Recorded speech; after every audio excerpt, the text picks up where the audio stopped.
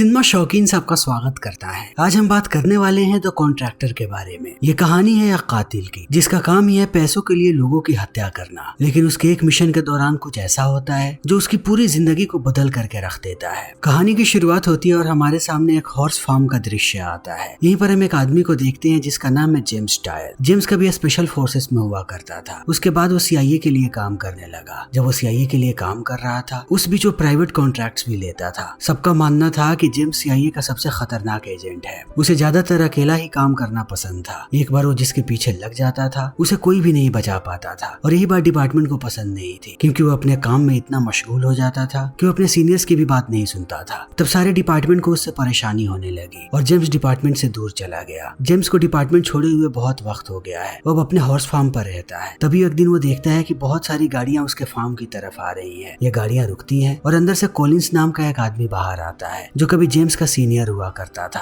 वो जेम्स को आकर के कहता है कि हमारे पास तुम्हारे लिए एक मिशन है, इस काम को सिर्फ तुम ही पूरा कर सकते हो। कॉलिंस चाहता है कि जेम्स एक बार दोबारा मिशन पर जाए और वो मार गिराए अली महमूद को। जेम्स के टारगेट पर कभी अली महमूद हुआ करता था जो बहुत पहले बच गया था। कॉलिंस चाहता है कि जेम्स उसके पीछे दोबारा जाए और इस बार उसे मार गिराए। अली को अभी UK में बंद करके रखा गया है, लेकिन वो अंदर से भी सारे लोगों को परेशान कर रहा है। बार बार अमेरिका पे हमला हो रहा है, इसलिए मैं चाहता हूँ कि तुम जाओ और उसे मार गिराओ ताकि वो हमें परेशान करना बंद करे। सिर्फ तुम ही हो जो जानता है कि अली कैसे सोचता है। इन बातों को सुनने के बाद जेम्स भी मान जाता है और निकल पड़ता है मारने के लिए अली को। बिना वक्त गंवाए वो पहुंच जाता है UK। वहां जाने के बाद उसकी मुलाकात होती है टेरी नाम के एक एजेंट से। इस पूरे मिशन के दौरान टेरी साथ रहने वाला है। टेरी बीच बीच में बात करते रहता है कॉलिन से ताकि वो पता कर सके कि उन्हें आगे क्या करना है। टेरी जब भी बात करता है कॉलिन से तब वो सारे कॉल्स को रिकॉर्ड करता है कि अगर भविष्य में कोई दिक्कत हो तब वो किसी भी किस्म के किसी परेशानी में ना फंसे। धीरे धीरे करके जेम्स अपनी पूरी प्लानिंग को पूरा कर लेता है कि वो कैसे मार गिराएगा अली को। इन्हें पता लगा है कि अली थोड़े समय के बाद आने वाला है एक चर्च में। तब जेम्स तैयारी कर लेता है अंदर जाने के लिए। जेम्स ने अभी एक पादरी के कपड़े पहन करके रखे हैं और टेरी बाहर है। इस पूरे चर्च के चारों तरफ पुलिस वाले भरे पड़े हैं ताकि अली पर किसी किस्म का कोई भी हमला ना हो सके। लेकिन वहीं दूसरी तरफ हम जेम्स को देखते हैं जो पादरी बन करके अंदर आया था। वो अपने बैग को खोलता है और अपने स्नाइपर राइफल को असेंबल करना शुरू कर देता है, लेकिन अभी वो ठीक से निशाना नहीं लगा पा रहा है। बाहर बहुत सारे लोग हैं, हर तरफ भीड़ फैली हुई है और वो किसी भी मासूम को नहीं मारना चाहता। थोड़ी देर के बाद उसका निशाना मिल जाता है। अब अली उसके निशाने पर है। तब जेम्स गोली चलाता है और एक ही झटके में मार गिराता है अली को। तब पुलिस वाले परेशान हो जाते हैं। उनको समझ में नहीं आता कि ये गोली कहाँ से चली है। जब तक वो इन चीजों को समझ पाते तब तक जेम्स बाहर आ जाता है। पीछे के दरवाजे से बाहर आने के बाद वो मिलता है रोड पर आकर के, जहाँ पर टेरी एक कार को लेकर के खड़ा है। वो गाड़ी के अंदर बैठता है और ये लोग यहाँ से भागना शुरू कर देते हैं। थोड़ी ही दूरी पर एक पुलिस वाला इन्हें देख लेता है और वो लोग इन पर गोली चलाने लगते हैं। तब एक गोली आकर के लगती है टेरी को और यहीं पर टेरी की मौत हो जाती है। जैसे ही टेरी के हाथ से स्टीयरिंग छूटता है ये गाड़ी भी क्रैश कर जाती है। अब जेम्स भी बहुत ही बुरी तरीके से घायल है, लेकिन इसी हालत में वो बाहर आता है। बाहर आते ही वो सबसे पहले इस पूरे कार को ब्लास्ट करता है ताकि किसी को भी कोई भी सबूत ना मिले। कार को ब्लास्ट करने के बाद वो निकल जाता है, लेकिन अब चर्च के अंदर चारों तरफ पुलिस वाले फैल चुके हैं। वो पता लगाना चाहते हैं कि आखिर अली को किसने मारा। यहाँ पर पुलिस वालों की एक टीम आई हुई है जिसे लीड कर रही है इंस्पेक्टर एनेट। यहीं पर हम एनेट के पिता को देखते हैं जिसका नाम है एंड्रू। एंड्रू से आकर के कॉलिंस मिलता है और ये दोनों बातें करना शुरू कर देते हैं। बातों ही बातों में कॉलिंस बताने की कोशिश करता है एंड्रू को कि इसे जेम्स ने मारा है, लेकिन वो ये बात भी कहता है कि जेम्स एक अमेरिकन नागरिक है, तुम उसे अरेस्ट नहीं कर सकते। एंड्रू एक चालाक ऑफिसर है, उसे पता है कि कॉलिंस क्या करने की कोशिश कर रहा है। एंड्रू उसके झांसे में नहीं आता। वो कहता है कि अगर जेम्स ने इस आदमी को मारा है तो हम पहले उसे पकड़ेंगे और उससे पूछताछ होगी कि उसने इसे क्यों मारा और किसने उसे मारने के लिए भेजा था। हम किसी को भी ऐसे ही गिरफ्तार करके उसे सजा नहीं दे सकते, हमें सच्चाई की तह तक जाना पड़ेगा। कॉलिंस भी समझ जाता है कि अब मामला गंभीर होने वाला है। एंड्रू एक बहुत ही टेढ़ा ऑफिसर है। तब कॉलिंस कहता है कि हम दोनों एक साथ मिलकर के जेम्स को पकड़ेंगे, उसे पकड़ने में मैं तुम्हारी मदद करूंगा। तभी दूसरी तरफ हम जेम्स को देखते हैं जो एक अपार्टमेंट के अंदर आराम कर रहा है। यह अपार्टमेंट उसे टेरी ने दिलवाया था। टेरी भी यहाँ पर हमेशा आता था। जब जेम्स सोया होता है तभी वो अपने सामने एक लड़की को देखता है जिसका नाम है एमिली। एमिली टेरी को जानती थी बहुत ही अच्छे तरीके से और वो जेम्स को भी जानती है। जेम्स कहता है कि तुम यहाँ पर क्या कर रही हो। तब एमिली कहती है कि मैं अपनी बिल्ली को ढूंढने आई हूँ, लेकिन एमिली झूठ बोल रही है। उसने पहले ही जेम्स को अंदर आते हुए देख लिया था घायल हालत में, इसीलिए वो उसके लिए खाना और दवाई लेकर के आई है। वो एक एक करके सारी चीजों को निकाल करके बाहर रखने लगी है। तब जेम्स उससे पूछता है कि तुम यहाँ पर क्या कर रही हो और तुम्हारे माता पिता कहाँ हैं। तब एमिली कहती है कि मैं अपनी दादी के साथ रहती। तभी थोड़ी देर के बाद एमिली न्यूज पे देखती है कि टेरी की मौत हो गई है। हर तरफ पुलिस वाले उसकी तस्वीर दिखा रहे हैं। टेरी की मौत के बाद वो बहुत दुखी हो जाती है और आकर के बात करती है जेम्स से। उससे पूछने की कोशिश करती है कि आखिर टेरी को क्या हुआ और जेम्स क्यों छुप रहा है, वो घायल घायल क्यों हो चुका है, लेकिन जेम्स उसे कुछ भी नहीं पता था। तभी दूसरी तरफ हम एंड्रू को देखते हैं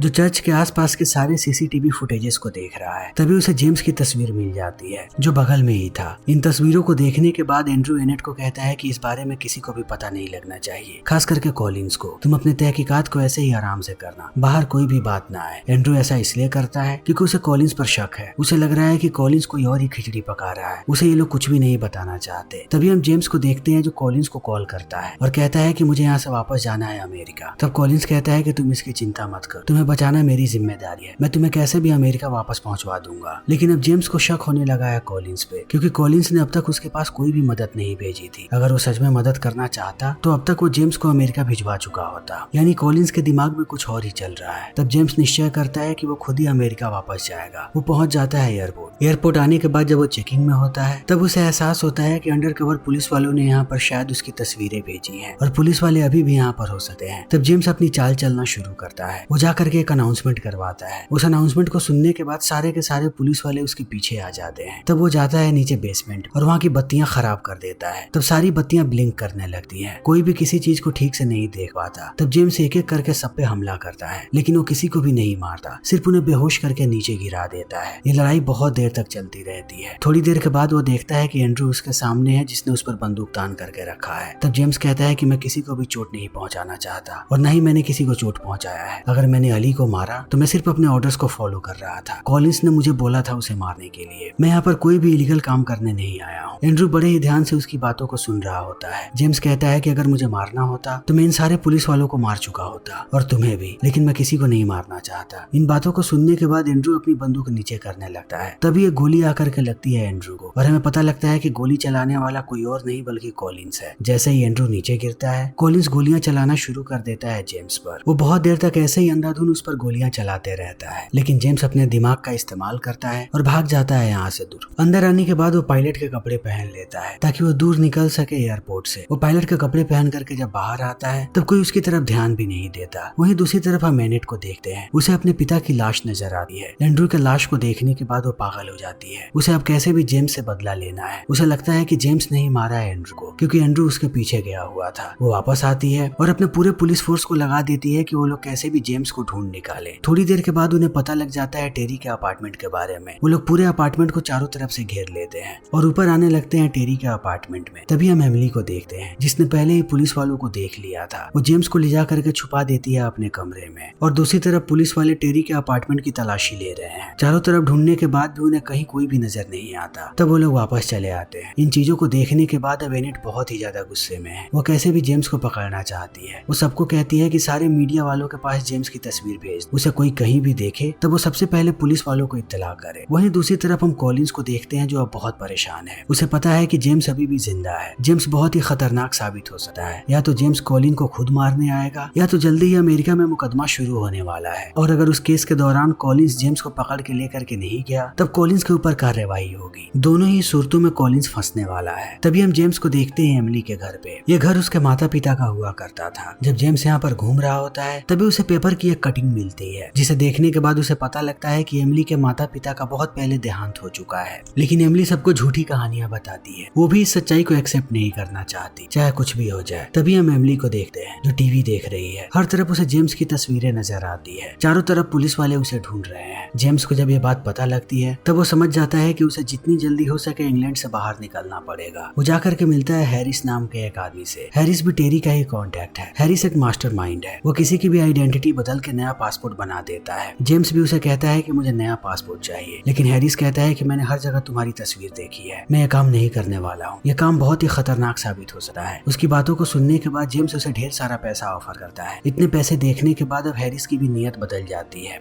वो कहता है कि ठीक है। वो पासपोर्ट बनाना शुरू कर देता है। थोड़े समय के बाद वो पासपोर्ट बना भी देता है। तब जेम्स यहाँ से निकल पड़ता है। इसी बीच हैरिस को पता लगता है कि पुलिस वाले उससे भी ज्यादा पैसे ऑफर कर रहे हैं। तब दोबारा उसकी नीयत खराब हो जाती है। वो तुरंत कॉल करता है पुलिस डिपार्टमेंट में और बता देता है जेम्स के बारे में। तभी दूसरी तरफ हम जेम्स को देखते हैं जो आ चुका है एमिली के घर पे और इंतजार कर रहा है हैरिस का कि कब वो जाकर के उसके पास से पासपोर्ट लाएगा। तभी यहाँ पर एमिली आती है और जेम्स को देखने के बाद भावुक होने लगती है। वो जेम्स को कहती है कि जिन कपड़ों को अभी आपने पहन रखा है ये मेरे फादर पहना करते थे। ये उनके फेवरेट कपड़े हैं। जब भी वो बाहर जाते थे इन्हीं को पहनते थे। इन बातों को कहने के बाद वो रोने लगती है। जेम्स समझ जाता है कि वो अपने पिता को मिस कर रही है। तब जेम्स कहता है कि अब वक्त आ चुका है कि तुम सच्चाई को एक्सेप्ट करो कि अब वो तुम्हारे साथ नहीं है। लेकिन अभी भी एमिली इन बातों को एक्सेप्ट नहीं करना चाहती। तब जेम्स अपने घोड़ों की कहानी सुनाने लगता है कि कैसे वो उनके साथ खेलता है, ताकि इन बातों को सुनने के बाद एमिली के चेहरे पर स्माइल आ सके। एमिली जैसे ही हंसती है वो कहता है कि मैं बाहर जा रहा हूँ अपने पासपोर्ट को लाने के लिए। तब एमिली भी उसके साथ जाती है। जेम्स उसे समझाता है और कहता है कि तुम्हें घर पर रहना चाहिए, बाहर बहुत ही ज्यादा खतरा है। लेकिन एमिली नहीं मानती। वो कहती है कि पूरे शहर ने आपकी तस्वीर देखी है, आपको संभल करके रहना पड़ेगा। अगर मैं साथ चलूंगी तब आपके लिए ज्यादा फायदेमंद है, आपको हर जगह खुद जाने की जरूरत नहीं पड़ेगी। इतना कहने के बाद वो जैसे ही हैरिस के शॉप के बाहर पहुंचती है वो खुद ही अंदर चली जाती है चेक करने के लिए कि अंदर कोई खतरा तो नहीं है। अंदर आने के बाद वो देखती है कि एनेट अपने पूरे टीम के साथ अंदर ही खड़ी है और उसके पूरे टीम के हाथों में हथियार है।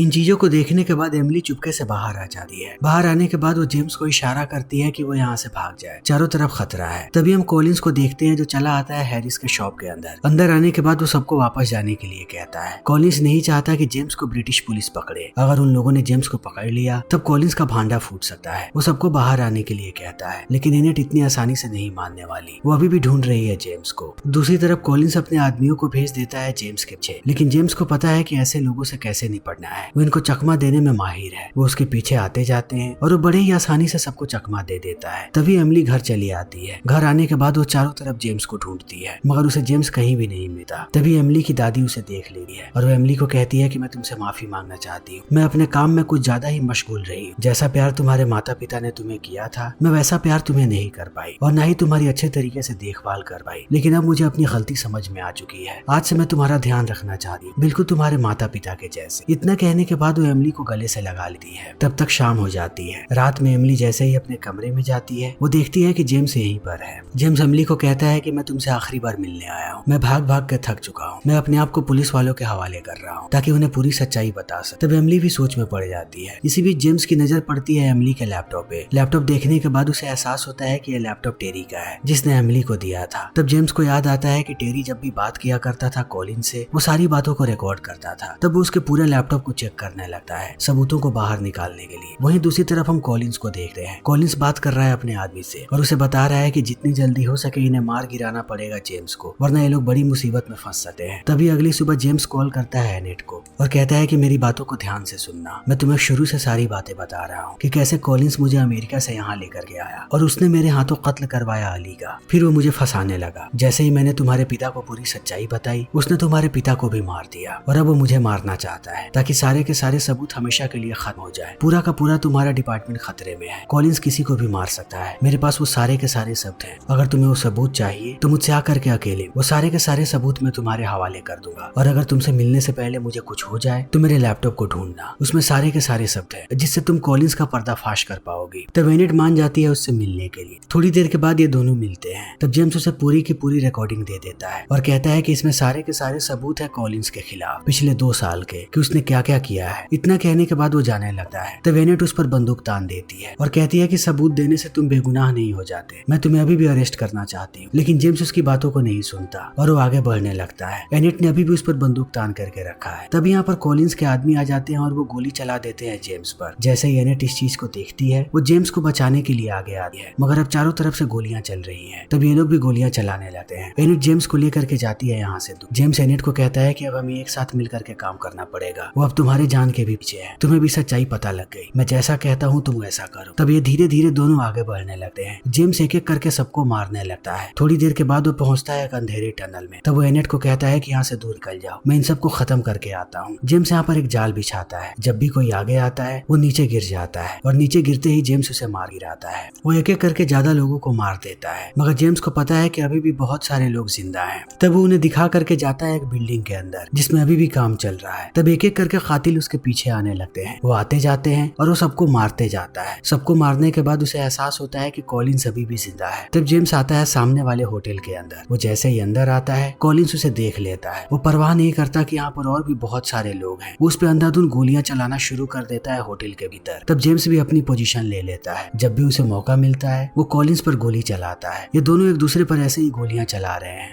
थोड़ी देर के बाद जेम्स भी घायल हो जाता है। वो भी अब अंधाधुंध गोलियां चला रहा है कॉलिंस पर। ये गोली जाकर करके कॉलिंस के कान पर लगती है। तब वो गुस्सा होकर के बाहर आता है और जेम्स को मौका मिल जाता है उसे छल्ली करने का। वो देखते ही देखते उसे गोलियों से छल्ली करके रख देता है और निकल जाता है होटल से बाहर। तब थोड़ी देर के बाद यहाँ पर एनेट आती है अपनी पूरी टीम को लेकर के। अब एनेट को पूरी सच्चाई पता है कि कॉलिंस ने ही उसके पिता को मारा था। एनेट को यहाँ पर कॉलिंस की लाश नजर आती है। कॉलिंस की लाश को देखने के बाद उसे जरा सा भी अफसोस नहीं होता। वो बाहर आती है और अपनी टीम के लोगों को कहती है कि वो जाकर के जेम्स को ढूंढे। फिर वो अपने सीनियर्स को देने लगती है सारे शब्दों को कि कॉलिंस की टीम के जितने भी लोग अभी भी बाहर हैं, उन सारे लोगों को एक एक करके गिरफ्तार करें। उनमें से कोई नहीं बचना चाहिए। तभी दूसरी तरफ हम जेम्स को देखते हैं घायल हालत में, जो यहाँ से निकलने वाला है। तभी उसे एमिली मिलती है और जेम्स को कहती है कि मैं भी आपके साथ चलना चाहती हूँ। जेम्स कहता है कि ऐसा नहीं हो सकता, यहाँ पर भी तुम्हारा एक परिवार है। अगर तुम मेरे साथ रही तो हमेशा ही खतरा तुम्हारे सर पर मंडराएगा और मैं ऐसा बिल्कुल भी नहीं चाहता। तुम यहाँ पर अपने परिवार के साथ रहो। इतना कहने के बाद वो निकल पड़ता है। तभी यहाँ पर एनेट आती है और एमिली को बताती है कि मैं चाहती तो जेम्स को पकड़ सकती थी, लेकिन मैंने जानबूझ के उसे भागने दिया कि वो यहाँ से चला जाए। मुझे पता है कि जेम्स ने कुछ भी गलत नहीं किया है, ऊपर से उसने मेरी जान भी बचाई थी। वो एक अच्छा इंसान है। फिर समय ऐसे ही बीतने लगता है। थोड़े समय के बाद हम एमिली को देखते हैं जिसके घर पे एक लेटर आता है। जब वो एनवेलप को खोलती है, अंदर उसे 2 टिकटें मिलती हैं अमेरिका की। ये टिकटें जेम्स ने भेजी है इन दोनों को अपने हॉर्स फार्म पर बुलाने के लिए। जैसे ये लोग फार्म पर पहुंचते हैं, जेम्स खुश हो जाता है और एमिली को सिखाने लगता है कि वो हॉर्स राइडिंग कैसे करे। फिर इसी के साथ ये फिल्म यहीं पर खत्म हो जाती है। तो दोस्तों, हमारी आज की ये वीडियो यहीं पर खत्म होती है। अगर आपको हमारी ये वीडियो पसंद आई हो तो इसे लाइक करें, शेयर करें और चैनल को सब्सक्राइब करें। Thank you.